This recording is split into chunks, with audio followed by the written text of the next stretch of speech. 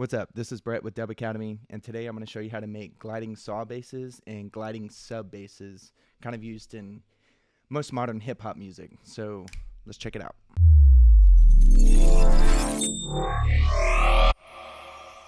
So this is what we're actually going to be learning how to make right here.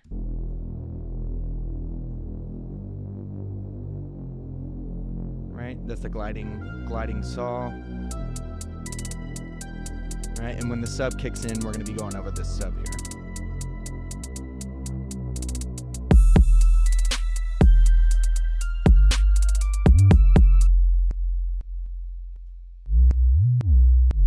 Right, so it kind of moves around, kind of a smooth articulation. So I'm going to go ahead and start off with the saw bass. So I'm going to open up a new Serum patch, and this can be used in any synth. It's really kind of just a theory you can apply to different things, but we're going to be using Serum. It's pretty popular at the moment. So the first thing is I'm going to just copy the MIDI that I did earlier, so I don't have to bore you with writing all of that again. But I'll solo the new one, and we'll just rename it Saw 2. So here's just a dry mono saw wave. Pretty terrible. So the first thing I'm going to do is I'm going to take the unison, I'm going to slam it all the way up. Now that's nice, but you're getting a lot of different phasing artifacts in there, so I'm going to change the detune mode to random. Kind of gives it more of an ensemble feel and not so much phasing and flanging, whatever it's called. But basically it just kind of gives it a more natural detune.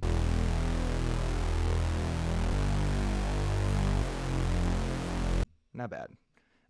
So the next thing I'm going to do is I'm going to turn on the filter, and we're going to route oscillator A into the filter, and we're actually going to do MG low 18.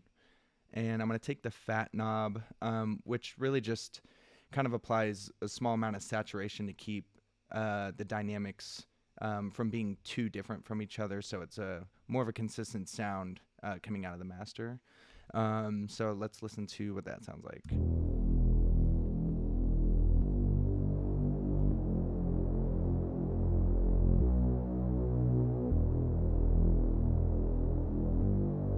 Can still really hear kind of the phasing stuff, but again, this is the first step, so we're getting there. So I'm going to click mono, legato, and the always tab over here in voicing, and I'm going to put my portamento right at about 120 130 milliseconds. So let's hear that. Cool. Right, so you can start hearing the gliding between the notes. So the next thing I'm going to do is I'm going to add a small amount of soft clip distortion. So what I like to do is I'll put way too much of the effects and just kind of pull back until I like how it sounds. So we'll start with way too much.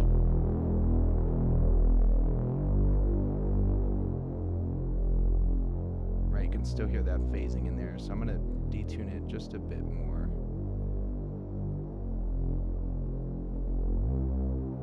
But in some ways you want that phasing in there. It's part of the texture of the sound that we're going for. So I'm going to add a little bit of chorus after the distortion. And same thing, I'm going to put the mix all the way up and just listen to what only the chorus sounds like. Right, so that's what we're hearing. And if you see any of the tabs that have this little gray tab as opposed to the dark space behind it, you can actually toggle that, and it's different for each one, but for the chorus you can toggle between a high pass and a low pass filter. So I'm actually going to do a high pass filter, and we're going to turn the rate down. Right, so we're mixing in this signal with our completely dry signal from before.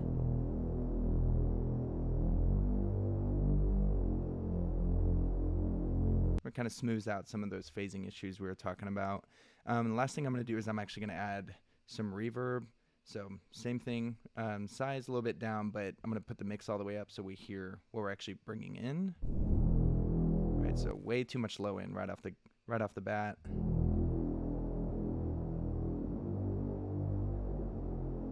pull the spin down. Actually, kind of like some of the highs cutting through a little bit.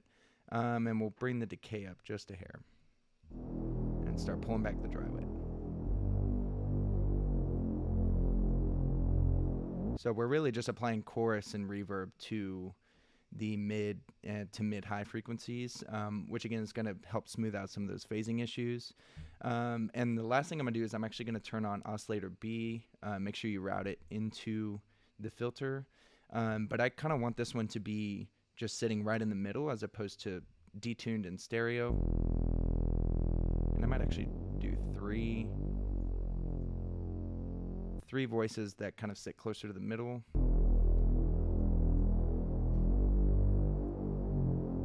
Right, just gives it that, excuse me, center presence. So that's basically it for the detuned saw bass. Play around with, different orders of these. You'll start to get different results, and it's a good example of seeing how the order of these effects and your effects processing really does matter. But again, this is just one way to do it. Take this process and twist it however you want, and compare the results. So let's move on over to the sub bass here. So when it kicks in,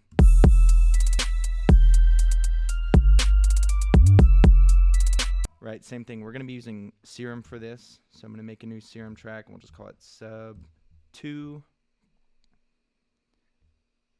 And then again, don't want to bore you with the MIDI stuff, so I'm just going to copy what I made earlier. And let's listen to that. Right, nasty saw wave. So go ahead and turn oscillator A off and put your sub oscillator on, and go ahead and just leave it on the pure sine wave. The second waveform it's nice, but not exactly the tonality I'm going for this kind of hip hop track. But test it out. Again, mix around this process and try different waveforms, because you might accidentally get something that you really, really like if you don't follow this process exactly. So we'll start with just the sub here. Right, and if you're hearing little dips in the audio, I have sidechain compression set up. So if that's bugging you, just know that it's part of the sidechain. So first thing I'm going to do is I'm going to put envelope 2 on the sub oscillator level and bring the white tick mark of the level almost all the way down. So when we start adjusting the parameters of the envelope, you're not going to hear anything until you start bringing down the sustain. So if you just drop the envelope on there and it's like, why is nothing happening? Well, it's because your sustain's all the way up. So bring that all the way down. Right, closer. I'm going to crank the master here. And I'm going to put my decay around close to 3.5 seconds, not quite. And I'm going to turn that attack up just a hair. Maybe around 6.6. Cool. So going over the effects processing, going to go open our distortion. And I'm actually going to do soft clip again, but we're going to be using this second envelope to modulate the drive. So here's way too much. I mean, that sounds good, but I want the drive to pull back with the volume decay, so you're not hearing so much of the distortion as it decays in volume.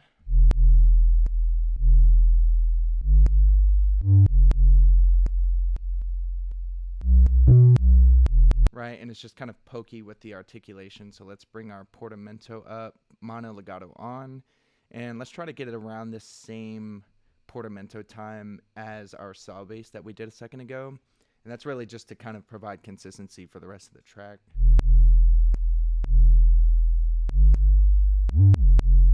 Yeah.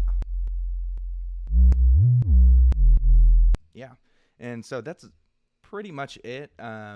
Here's the whole arrangement here with our new stuff.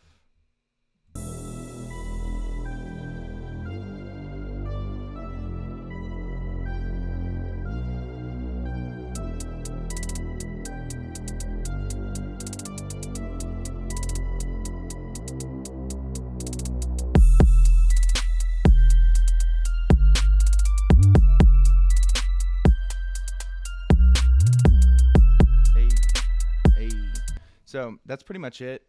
Be sure to like and subscribe to future videos. We're going to be continuing to put out more tutorials, so stay tuned and we'll see you next time.